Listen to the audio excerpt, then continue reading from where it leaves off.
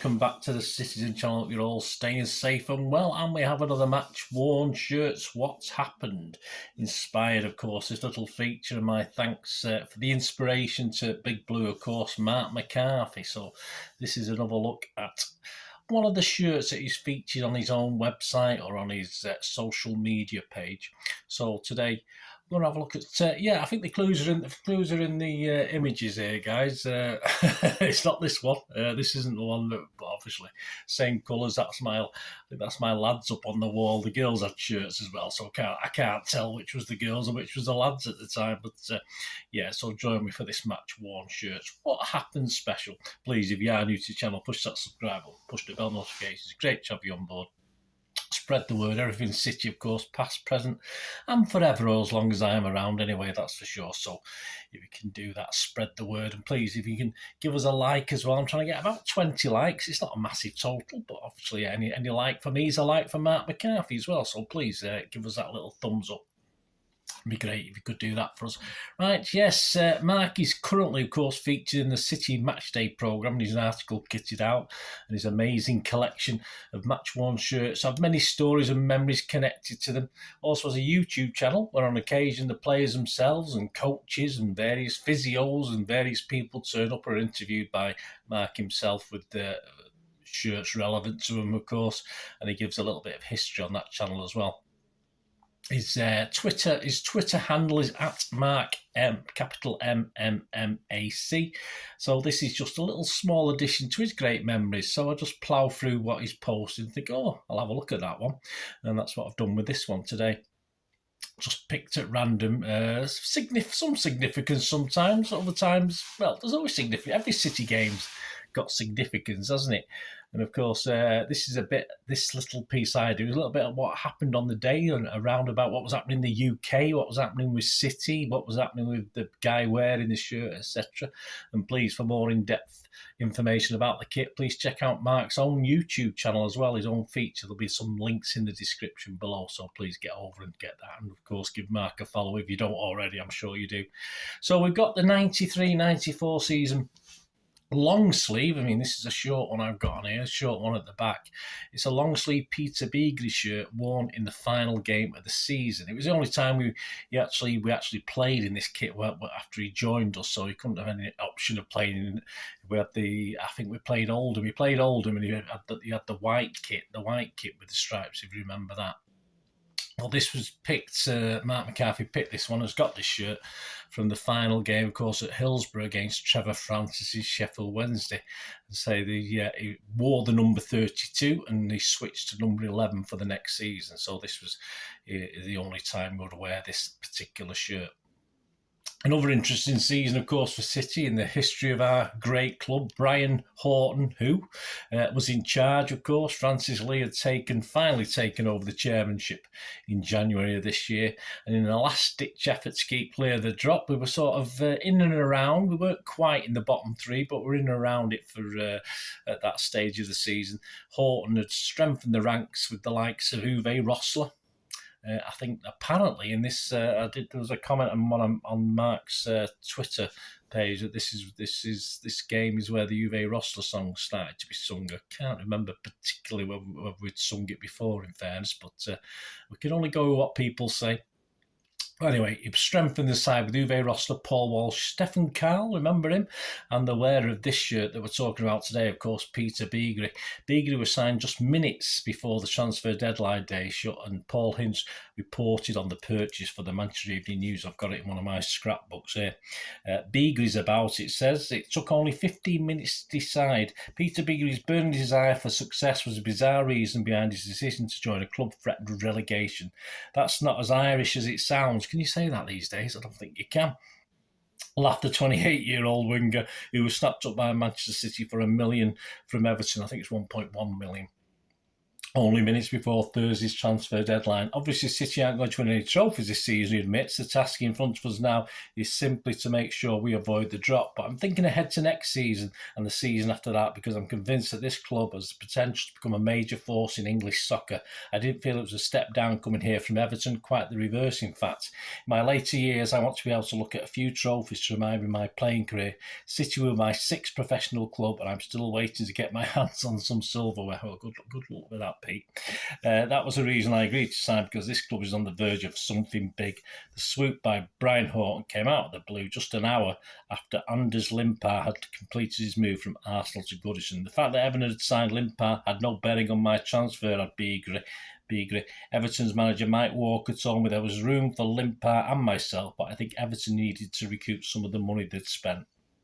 I didn't have to think twice when Mr. Walker told me that City wanted to sign me. I signed within 15 minutes of arriving at Main Road for talks. They should show you how keen I was to become a City player. There you go. Beagrie's about. So there's a little image from the scrapbook there on that one, with some images popping up on screen as well, of course.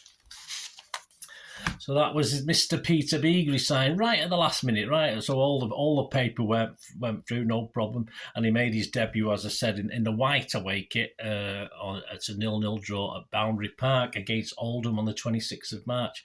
It took him 3 games to get off the mark, with a goal at home against Aston Villa on Saturday, the 2nd of April 1994. I'm actually recording this a day before that, quite a few years later, obviously. And yes, we got the old backwards somersault, which was his trademark celebration when he scored a goal.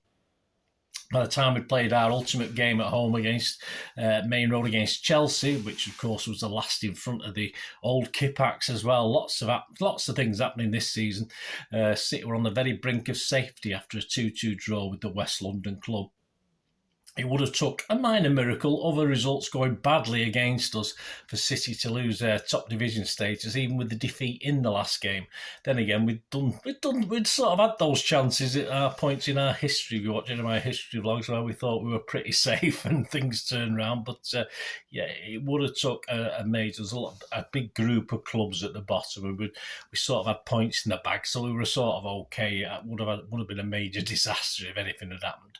But as I say, we went into that last game pretty much safe, but you never know. Elsewhere, just away from football, I like to do this, don't I? On the 5th of May that year, Sky One aired the 100th episode of The Simpsons. On the 6th of May, the Channel Tunnel, remember that? Or do you know that? Or you do know that? The 32-mile long, 51-kilometre long tunnel beneath the English Channel opened. That opened on the 6th of May, so the day before this game.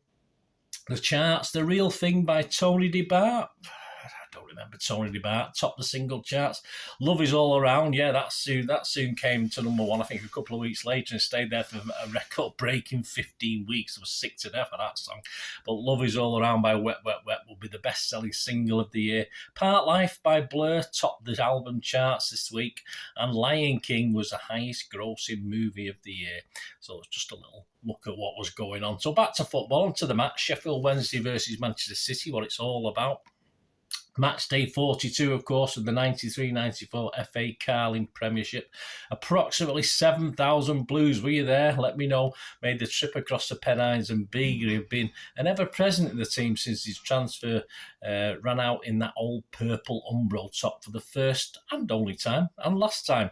Yeah, interesting. Where's the white one, Marc? Have you got the white top that he played against Oldham? Because he wouldn't have wore that again either. The attendance at Hillsborough, 33,773. The teams that day for Sheffield Wednesday: Kevin Pressman, Andy Pearce, Des Walker, Nigel Worthington, Roland Nielsen. I think that was his last game ever. He had a little bit. There's something on YouTube. He's getting a little plaque before the game and some highlights of the game. Very Sheffield Wednesday orientated, I must admit. Ryan Anthony Jones, Carlton Palmer, John Sheridan, Chris Bart Williams, Mark Bright, Gordon Watson, and the subs that day were Woods, Hyde, and Jemson. For City, in goal, Andy Dibble, he had a cracking game. Alan Kernigan, Michael Vonk, Terry Phelan, Ian Brightwell, Richard Edgill, Steve McMahon, David Rocastle, bless, Peter Beagrie, Uwe Rossler, and Paul Walsh. And the subs were Tony Colton, Mr. Flitcroft, Gary Flitcroft and Steve Lomas. And of course the match, as I said, it wouldn't have really mattered if we got beat, we would have still been okay, but it was Sheffield Wednesday 1, Manchester City 1. So we'll go back to Paul Hintz for his match report in the Manchester Evening News, and I'll give you his player rating, see how Peter did as well in this last game. Yeah, he had a contribution. You will find out in a moment. Yes, You Beauty Blues Blast. That's his headline for Mr. Paul Ince. Uwe Rosser scored another magnificent goal to put City level in a rip-roaring end to the season at Hillsborough. Inform Wednesday unbeaten their last 8 matches, drew first blood after 25 minutes for superb side-foot volley from striker Gordon Watson, which gave keeper Andy Dibble no chance. City's magnificent 7,000-strong travelling army almost lifted the roof off the stand 3 minutes into the second half when new hero Rossler rose to meet Peter Beagrie's free kick. So he got an assist in it, Marc, and that shirt, brilliant. And bullet home a spectacular header for his 5th goal in only 12 appearances. Thousands of City supporters were inside Hillsborough on Wednesday as Wednesday kicked off with an attack down the left, which was easily mopped up by Vonk and Brightwell. There was much more penetration about Wednesday's next attack after about 3 minutes, with Bart Williams racing through onto a flick on from Bright to bring Dibble herring off his line to make a brave save at the feet of the Owl striker. The first glimpse of goal for the Blues came from a McMahon free kick after 7 minutes, which keeper Pressman could only punch out as far as Rocastle. The City midfielder whipped over a cross aimed for Walsh, only for Walker to come racing across the back to clear the ball at the last second. The Blues were warming to their task and winger Beagrie opened his box of tricks for the first time after 10 minutes. He danced around Nielsen out on the left before whipping over a magnificent cross, only for Rocastle to miss his kick completely with the goal at his mercy. The game was flowing end to end and Wednesday had the next chance after 12 minutes when the lively Watson took advantage of Edgill's slip to lash in a fierce shot which brought another superb save from Dibble. 4 minutes later, there was an even bigger scare for the main road men as Wednesday took a short corner out on the left. Palmer's chip into the middle was met by the head of Bright, who beat Dibble all ends up only for the alert Phelan to clear off the line. The Blues were given as good as they were taking, and Rossler carved out a next scoring opportunity for his team with a magnificent surge past Pearce down the right. Little Walsh took off like a rocket to meet Rossler's cross, only to send a thunderous header rocketing into the crowd behind Pressman's goal. The game was being played at breakneck speed with chances at either end, but it was the Owls who made the first breakthrough with a goal after 25 minutes. The clever Sheridan set up the chance with a pinpoint free kick from the right, which was headed on intelligently by Bright. The ball fell sweetly to unmarked Watson, whose side-footed volley from the edge of the 6-yard box gave Dibble no chance. It was a blow for the Blues, but worse was to follow 5 minutes later when defensive strongman Vonk limped off in great pain to be replaced by sub Flitcroft. The Blues came out fighting, were only inches away from grabbing an equaliser less than a minute into the second half. It was an eager Rossler who did the damage with another powerful burst down the left, followed by a cross which flicked up off the head of Nielsen. Substitute Flitcroft came roaring through at the far post and the ball must have scraped his studs before flying wide. But after 48 minutes, the battling Blues surged forward again to snatch a magnificent equaliser which had their 7,000-strong travelling army dancing in the aisles. Beagrie set up the chance with a teasing, curling free kick from out on the right. The Wednesday defence looked mesmerised as Rossler rose superb to smash an unstoppable header past Pressman into the bottom corner for his 5th goal in a dozen appearances for the Blues. Wednesday hit back strongly with Sheridan firing a blistering long-range free kick which produced a wonderful fingertip save from diving Dibble. The Blues came dangerously close to concede another goal after 57 minutes when Wednesday substitute Hyde poked his shot into Dibble's body, only for little Phelan to pop up to make his 2nd goal line clearance. The Owls were attacking furiously at this stage and had bid to regain the lead. There's another heart-stopping scare for the main roadmen after 67 minutes after the clever Sheridan had sent Nielsen galloping down the right. Nielsen's cross into the heart of City's penalty area was met on the run by Hyde, whose looping header soared over the advancing Dibble, only to drift inches wide of the upright. Dibble had been in outstanding form from the first whistle, and City's big keeper rescued his side again 15 minutes from time when he somehow got his hand to a ball after Bart Williams' cross from the right had taken a wicked deflection off Flitcroft's shin. The last 10 minutes had been one-way traffic, but the excellent Rossler had the City fans roaring again 12 minutes from time when he raced onto a Beagrie pass and lashed in a fierce low drive which beat Pressman all ends up before whistling wide. the Blues were beginning to live on their nerve endings as their defence was prized open again 8 minutes from time by a brilliant 1-2 between Sheridan and Worthington. Worthington's shot beat Dibble, but incredibly Phelan was there to scoop the ball up and over the bar, where he was stood eventually on the goal line while he was stood eerily on the, or virtually on the goal line. Yeah, so I mean, those highlights on YouTube, just check them out. Yeah, it does look as though Sheffield Wednesday totally battered us, but obviously it's from a Sheffield Wednesday fan site, so it probably got a little bit biased with that. But my thanks to Paul Hintz and his player ratings on the day, which probably, having watched the highlights, I wouldn't disagree with. Dibble got a 9 out of 10, Edgill got 8, Kernigan got a 7, Vonk got a 7, Phelan got an 8. He probably deserved a 9 based on what I saw. Brightwell got a 7, McMahon got an 8, Rocastle a 6, Walsh a 7, Rossler an 8. And Beagrie got an 8 as well. And the subs Flipcraft got a 7. And Lomas got a 6. So there you go.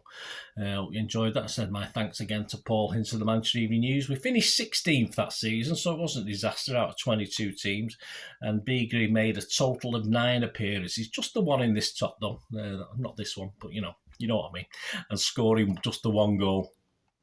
Thanks for joining me, guys, for this Match-Worn Shirts What Happened special. My thanks, of course, to Marc McCarthy for the inspiration behind this. And, of course, our thanks to Peter Beagrie, who's, without his shirt, we wouldn't have this little feature, would we? That's for sure. Hope you enjoyed. It'd be great to hear from you. Were you there at Hillsborough that day? Just let me know any memories you have. It'd be great to hear from you. And, as I said, give Marc a follow. Make sure you go over and check out his YouTube channel and his Twitter account as soon as you can. Not done already, which I'm sure you have. I'm sure most of you have. Thanks for watching, guys. Until we meet again, that's one thing, don't I? Please stay safe, Blues. Come on, City. Bye for now.